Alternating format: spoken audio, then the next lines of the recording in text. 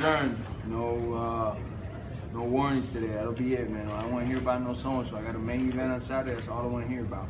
What about your fight promotion business out here, man? Who knew that was a passion? You're putting fights together out there. Is that the launch of the the body bag brawls? I know. New Yorkers love to fight, man. I remember coming here earlier in my career, and New Yorkers love to fight, man. So it's giving them a chance to shine and shit, get their shine out.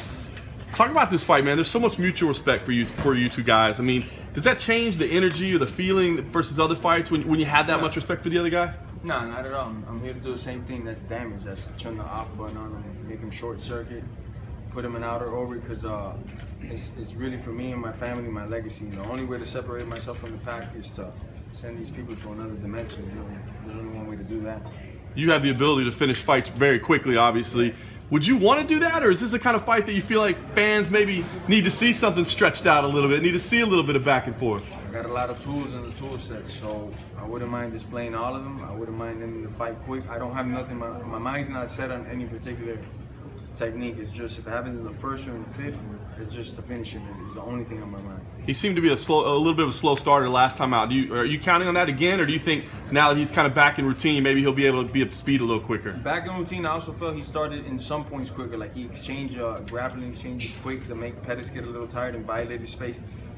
And I've been studying Mr. Diaz, you know, with Cowboy, with certain guys, maybe he doesn't get to throw in the hands right away and get to his distance right away, but he will push the face. He will get in the face, back him up, put him up against the cage, and make it a little bit more comfortable. So I'm expecting him to start fast, especially for a guy like me that I can start fast if I need to. How cautious are you guys the most submissions from bottom in UFC history? If there's a situation where you're on top, how cautious do you have to be there? I got to be cautious always, you know.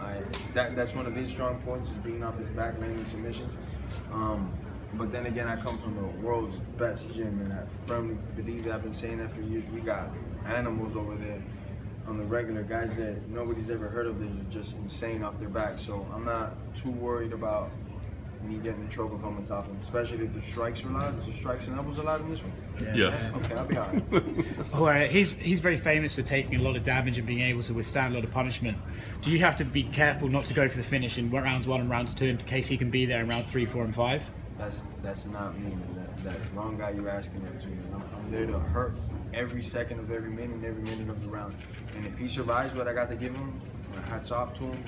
You know, but there's a dog here, and when this dog gets tired, it's only going to keep biting me. I'm not going to take a step back with nobody.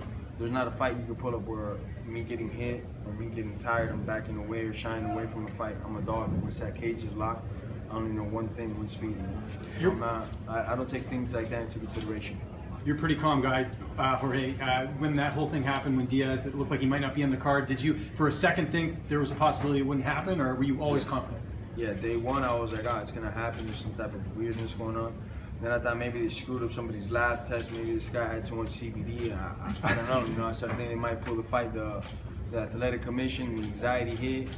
I had about 2 large pizzas, hot fries, soda, glass bottle though, because I'm fancy, with the real sugar from Mexico. And I've said this already before, but my dad lives with me, so he got a hold of the cavalry. The cavalry came over, took credit cards away, restrained me, and I'm good though. I'm good on weight. I'm ready to go. You know, but yeah, the anxiety was real for a couple hours. I fucked up a lot of food.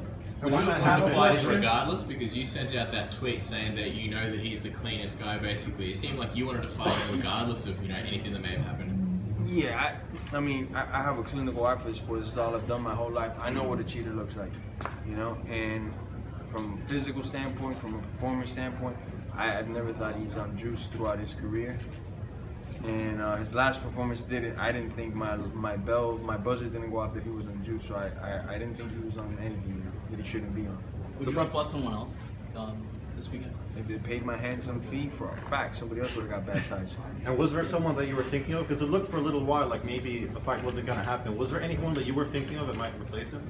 I was thinking like King Kong, Godzilla, one of those guys. But I was just thinking whoever they pay my fee against, as long as my fees match, it's whoever they find that, you know, at that moment, be brave enough, you know, because it's 10 days notice, 8 days notice. I don't remember how many days it was exactly.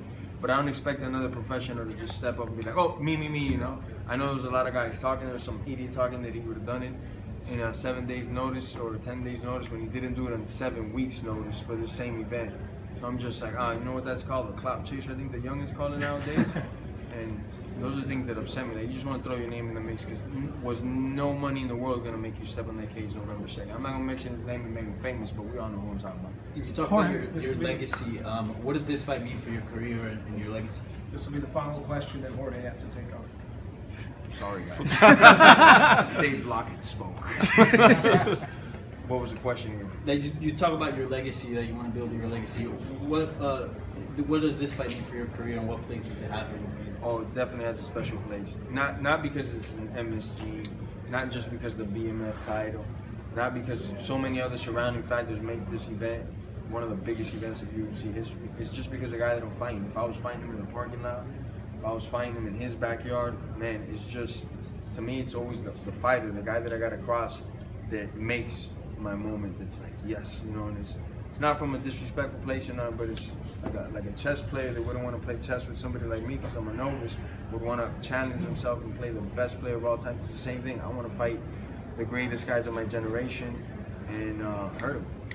Jorge, can I ask one question? I just want to ask, like, I'm doing this series on masculinity, and I want to know, a lot of people said to me that fighting is a primal instinct that all men have. Do you believe that to be true? Do you think that all men have that inside them? Men and women.